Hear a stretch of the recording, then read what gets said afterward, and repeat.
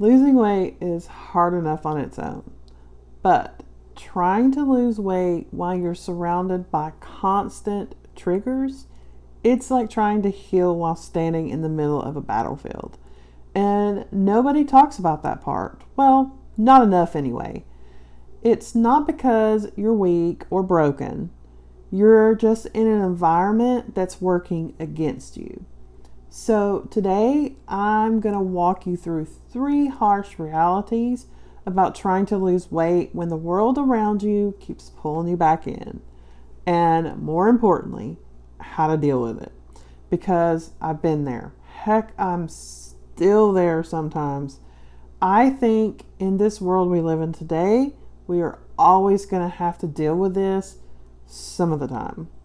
But before I dive in, if you're just starting or even restarting your weight loss journey, I made something that will help you. It's my 5-step roadmap to getting unstuck and making progress without counting calories or going on some extreme diet. It's just real sustainable stuff. You can grab it in the description box below. It's free, it's simple, and it's exactly what I wished I'd had when I had started. All right, so let's talk about these harsh truths. So reality number 1, your environment matters more than you think. So here is the first truth. You can't out-discipline a toxic environment. If your house is full of junk food and your friends are always pushing you to just have one, and your work break room is stocked with donuts every day, yeah, that's gonna wear you down. It's not about willpower, it's about exposure. And I know sometimes we can't just leave those environments, right? You live with people who don't eat the way you do. You can't just throw their stuff away. You work somewhere where treats are always around. So no, you are not going to just be strong, but you can protect your space.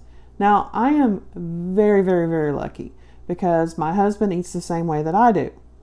And my boys are grown, so even though they still live at home and they don't eat this way, they make their own food. So an example of protecting your space would be make one corner of your kitchen yours. So no junk, no processed food, and no temptation. Start keeping your meals prepped and make them visible. So when you're hungry, you have options that actually help you. Your environment doesn't have to be perfect. It just needs to stop being your enemy. Reality number 2. You're probably the only one changing. So let's talk about that, right? Let's talk about the loneliness for a second. That's another hard truth. When you decide to change, a lot of the people around you don't. You might be the only one trying to get healthy in your whole household. The only one saying no thanks to the pizza. The only one waking up early to go on a walk. And let's be honest, that gets really lonely. You might even feel judged or like you're making other people uncomfortable. And doing that just by trying to do better for yourself. And guess what? You are doing better for yourself. And you are making them uncomfortable. But it's not because you're doing anything wrong. Your growth might remind people of changes that they're just not ready to make yet. Just let that sink in for a second. It doesn't mean that you should go back to your old habits. It means you're showing what's possible. So yeah, it's hard. You'll feel out of place sometimes.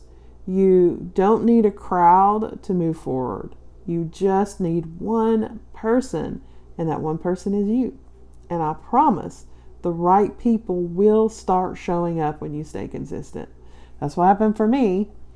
However, I do believe that support itself is super important, especially support with like-minded people. So I am working on a community of love and support. And if you think you might be interested in that, check the description box and get on that wait list. Reality number 3. You're gonna have to grieve the old you. All right. I know that I have talked about this before. This one is gonna hit deep. The third harsh reality. You have to grieve the version of yourself that found comfort in food. Even though I have touched on this, like I said before, we don't talk about it enough. When I started losing my weight, I thought it was going to feel amazing every day. And yeah, it does feel better being healthier. But there was also this sadness because in my case, food had been my everything since I had memories. The weird kid, well, food helped that. Not a lot of friends, food helped that.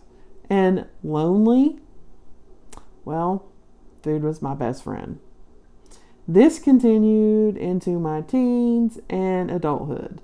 It was my comfort, my escape, my reward. I deserved this after a hard day. Once I changed the way I ate, all that was suddenly, well, gone. I had to learn to sit with my feelings, how to not eat when I was sad or overwhelmed, and how to deal with life as it is, not numb it away with sugar or snacks. That's grief.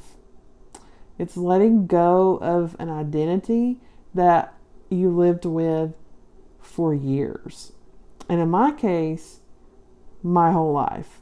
And sometimes your body might be changing faster than your mind. You know?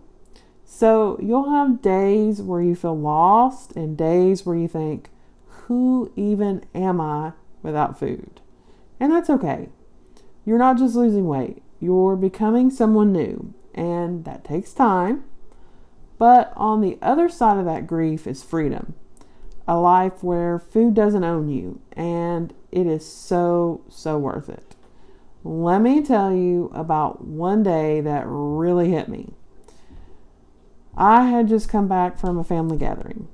And let me say, you have not seen food like my family does food. We are a family of food addicts, even if they don't want to admit it. And the spread is always huge, and it's always full of rich food. There were tons of desserts everywhere. People were offering me plates. Someone even said, "Come on, one piece is not going to hurt you." I was very uncomfortable, and I do not like to be uncomfortable. I was feeling left out, and like that same weird kid from my childhood that everyone talked about behind my back. These thoughts made me want to just give in even more. And in the past, that would have done it. That would have been it. I would have caved. But that day, I didn't. And not because I didn't want to, because I kind of did. I wanted the comfort. I wanted that familiar feeling. But I also wanted the freedom from those feelings and the prison of this body way more. So I left. I got in my car. I cried. It wasn't because I was sad that I didn't eat the cake. But, it was because I realized how much I used to need it and how proud I was that I didn't need it anymore. That moment, it was grief. It was growth. Heck, it was both. And if you've had moments like that, where you walked away from the first thing that used to control you, you're doing it right. Even if it feels hard. So yeah, trying to lose weight while you're surrounded by food and people and habits and emotional triggers, it's hard. But what you're doing, you're fighting battles other people don't even see. So give yourself credit for every little win. I mean that. Celebrate every single win, no matter how little you think they are. For every time that you made a better choice, for every craving that you sat with and didn't feed. And please remember, You are not alone in this. Community is here for you. This community is here for you. I'm here for you. And even if nobody else claps for your growth, I will, because choosing yourself over and over when it would be easier to quit, that is powerful. If you haven't already hit that subscribe button, I've got more mindset shifts and real talk coming every single week. We're healing for good this time, not just for summer, not just for a number, but for life.